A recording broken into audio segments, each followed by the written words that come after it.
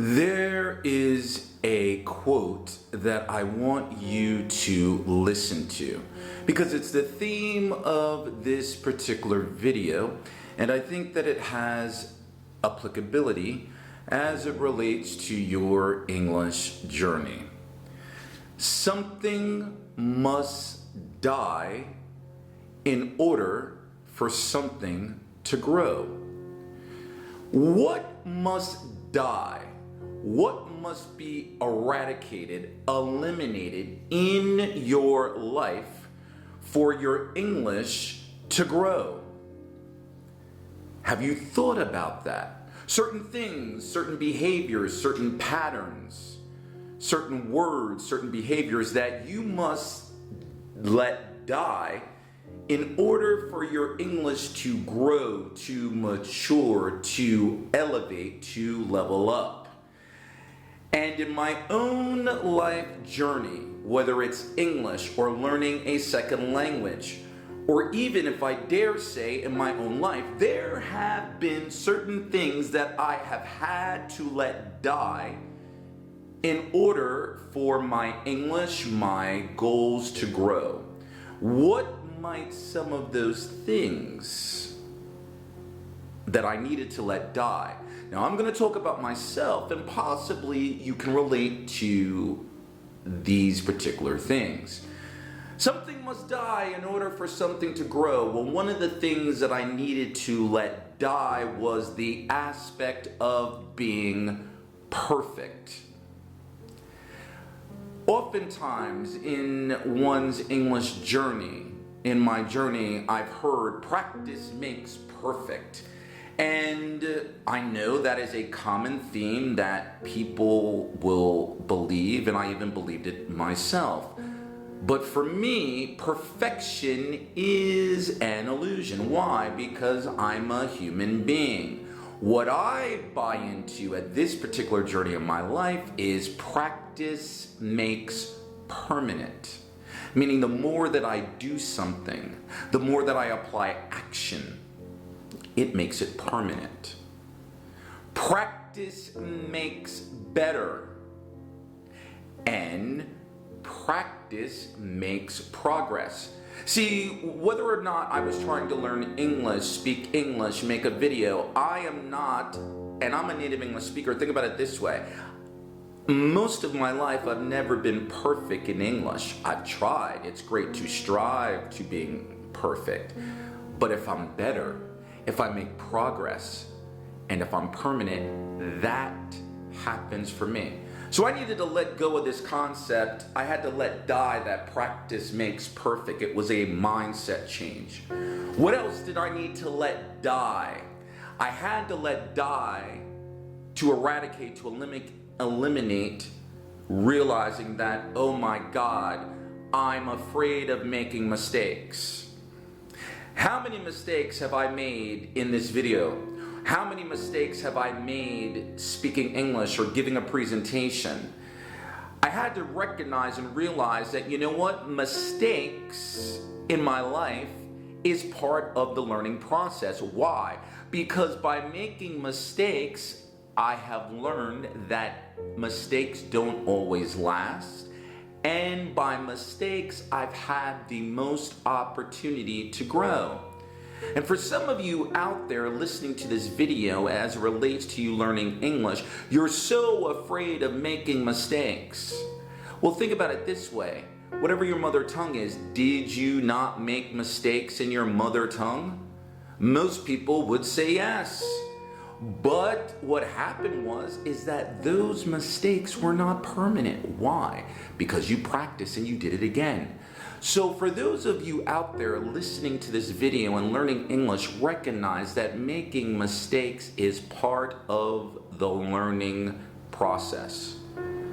What else did I have to let die, to eradicate, to eliminate, so that I could grow, that I could mature?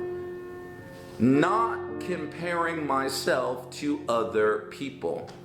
Now, I don't know if you were like me. I have compared myself to other people as it relates to speaking. I have compared myself to other people with respect to content. And I had to recognize and realize that comparing myself to another individual at the end of the day is a disservice. Why? Because I am a unique individual. I'm going to learn things my own way. I'm going to experience life on an individual basis. That does not mean that I cannot look to someone and to see what he or she does well and try to make it my own. But ladies and gentlemen out there learning English, what is the value? What purpose does it serve for you to compare yourself to other people, particularly as it relates to learning English? And if I add an addendum to that, what is the purpose and the value for some of you to compare yourself to native English speakers? English is a global international language. Is English your mother tongue? What is the value of you comparing yourself to someone who happens to be from a native English-speaking country? Because what happens is some of the times what you do, if you do that is that you put up a false sense of inferiority. Oh my God, I'll never speak like a native. I will never be good enough. That thought process needs to die. What else have I done? What else did I need to let die in order for something to grow? What I needed to do is to eradicate my negative mindset. In the course of my life, I've had a pity party with myself. I've been very hard on myself. And how do I know that? Because what comes out of my mouth. I can't learn. I cannot make a video. I'm dumb. I'm shy. I'm stupid. I'm not good enough. I'm putting all of this negativity, all of this different negative mindset, baloney, BS on myself, saying that I'm not good enough. And so what's interesting is, I said in previous videos that death and life is the power of the tongue. What I think and then what comes out of my mouth manifests itself. Now, I don't necessarily know about you, if you can relate to that, but I had to recognize and realize that I needed to let die being hard on myself, negative affirmations, not thinking I'm worthy enough, and replace that with positive affirmations, saying I will, I can, I am more than enough. That has helped me grow in all aspects of my life. So, something must die in order for something to grow. And I'm reminded of one last thing that I needed to let die that took me a very long time. And what is that, you might ask? Being complacent. Another fancy way of saying I'm lazy. And I've been lazy in my life. I wanted to achieve something. I wanted to learn a new language. I wanted to look for a new job. I wanted to make a new video. And I've just sat back and been lazy.